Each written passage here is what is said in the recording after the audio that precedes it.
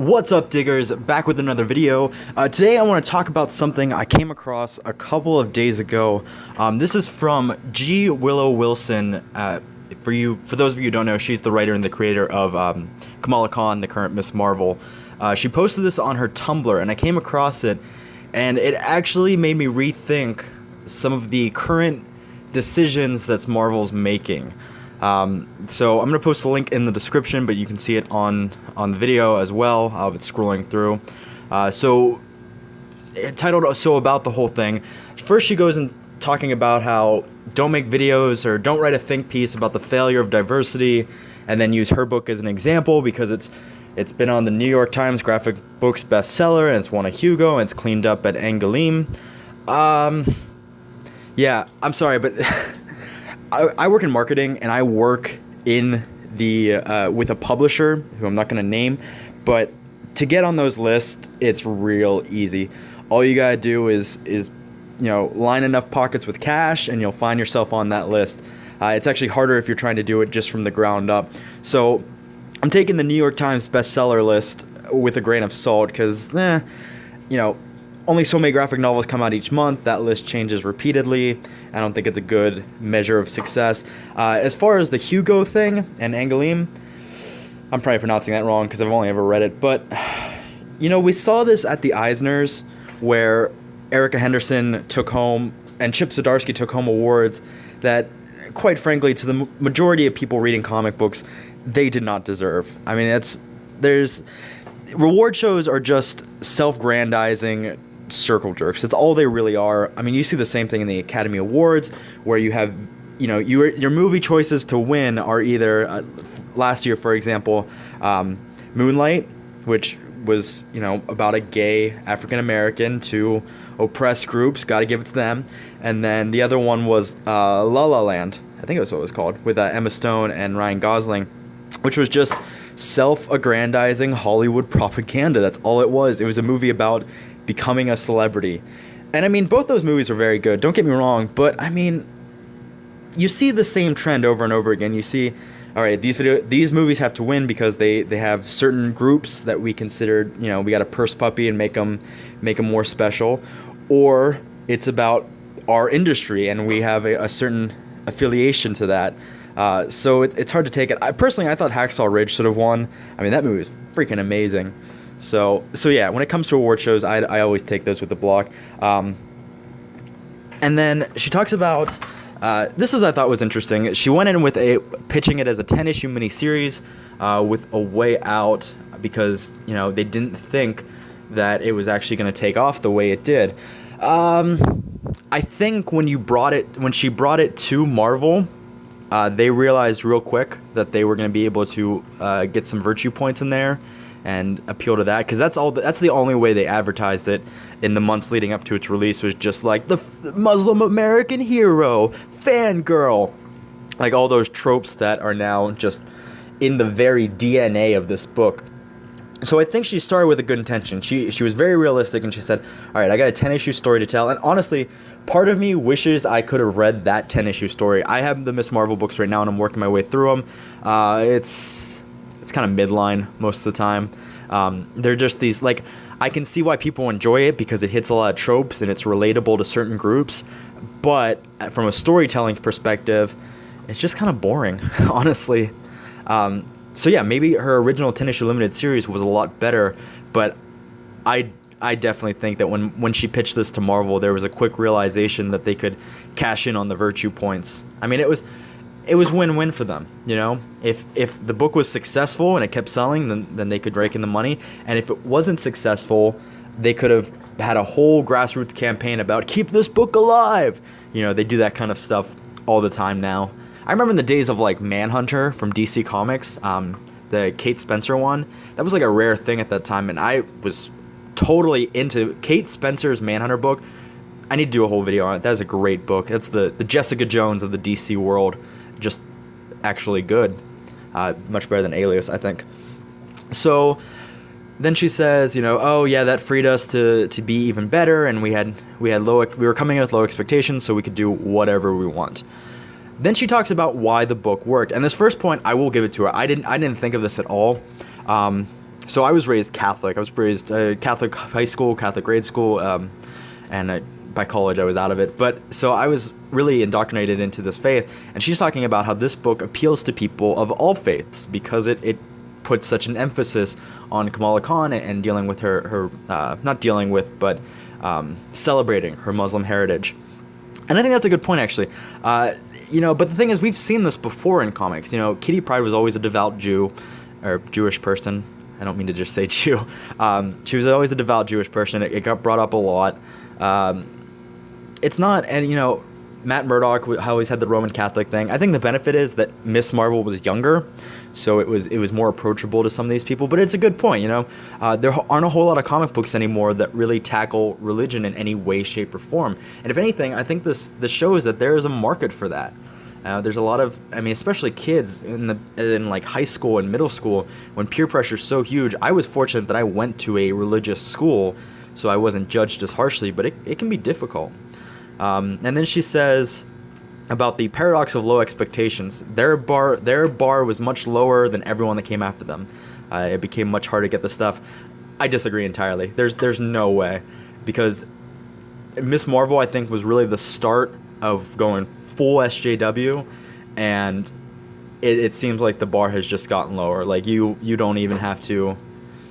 Yeah, you don't even have to lift your foot at this point to get over it. You can just kind of like slug slime over top of it. So I don't agree with that.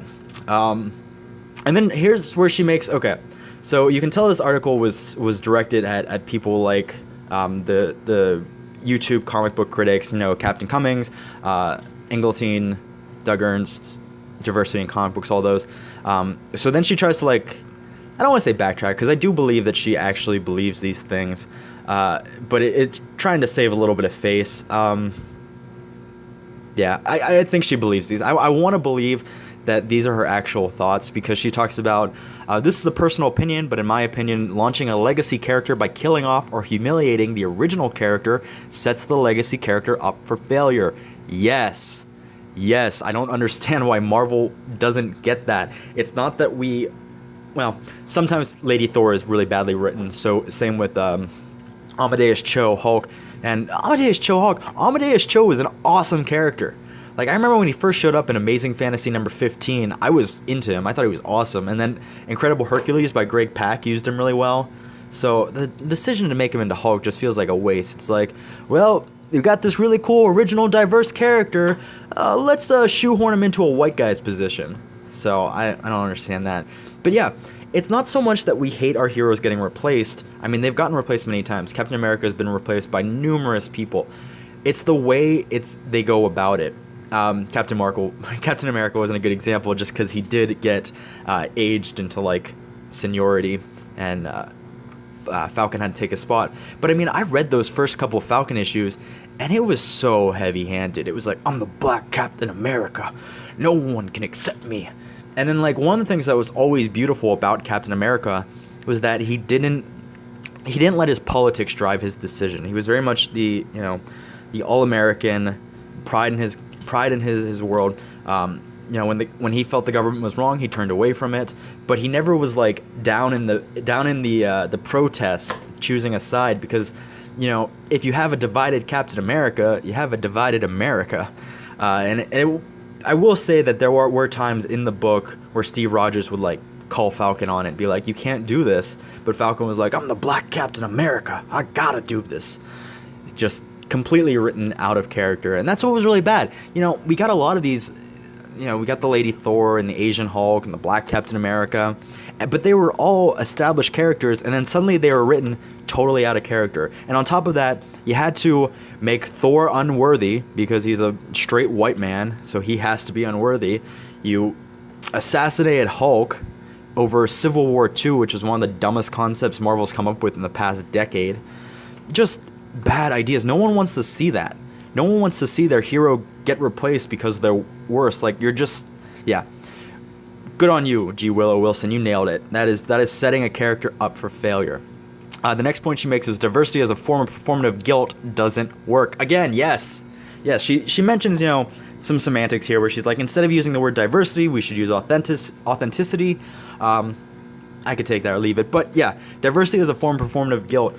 Just because Marvel, and you know what? The guy from Comics Explained made a post, and I copied it and tweeted it, where he was like, "You say diversity characters work, but the sales say otherwise." It's like, yeah. So just because a character isn't selling and they're diverse doesn't mean you need to like babysit your audience to make sure they're taking in like the doctor's recommended level of diversity. Like, what is that?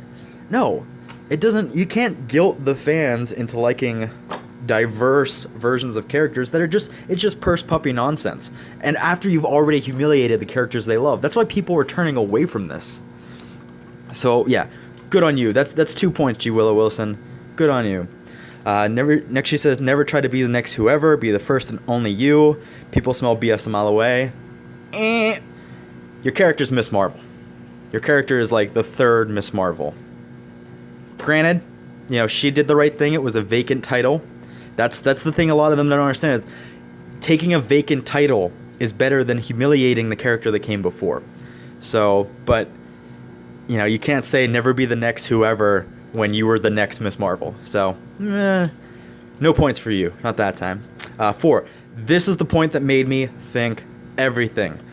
The direct market and book market have diverged. Never the twain shall meet. We need to accept this and move on and market accordingly.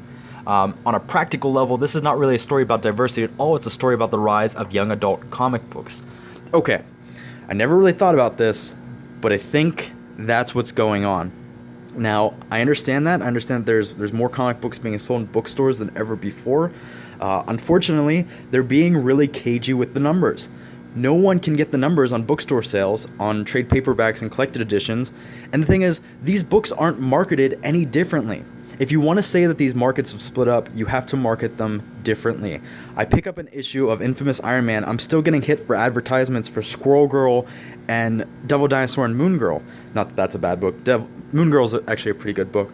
But besides the point, I as a 20-something male who's been reading comic books for 2 decades are still getting the same advertisements for girls that are in 8th grade.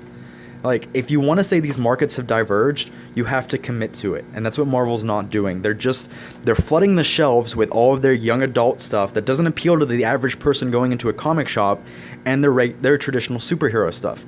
If they want to go this direction, why do you need to have an issue of Devil Dinosaur and Moon Girl on the stands not selling, having total direct market sales of less than 10,000 at this point? Why not just bite the bullet and release a trade paperback every 6 months? That's what, if that is where the majority of your sales are anyway, why aren't you just doing it that way? It makes no sense. If you want to say these markets have split, that's fine, but you have to do the marketing to prove that. You also have to release the numbers. A lot of nerds are concerned about the state of comic books because they're concerned about the entirety of it collapsing. That's why we're asking for stuff like, show us the numbers, show us the money, because we're watching comic book stores close left and right. So they really, really need to separate these two things. There should be direct market books and there should be bookstore trade paperbacks. And yeah, just like G. Willow Wilson says, never the twain shall meet. That makes perfect sense. I don't understand why we're still dealing with this. If that is the solution, why has there been no efforts towards that? Why is it all just exactly the same? And because the average kid walking into a comic book store isn't really going to be able to spend $4 on the newest issue of Squirrel Girl. Instead, you need to just, bite the bullet, release the book every 6 months, put the $15 price tag on it, deliver a good story for that audience, and stop wasting money advertising, just doing this shotgun blast style advertising. It makes no sense. So, yeah, I actually, I read this from G. Willow Wilson, and a lot of it made a lot of sense to me. Some of it I disagreed with a little, but obviously she has more information than I would, being an insider, being someone who's on the inside of the industry. So yeah, it really made me rethink some of the things I've been thinking about Marvel Comics. It also made me really rethink my opinion of G. Willow Wilson. The funny thing is, if the things she's saying are true, why are comic books being advertised and distributed the exact same way they were a decade ago? That's what makes no sense. So that's all I got to say about that. Until next time, go read a comic. Any comic.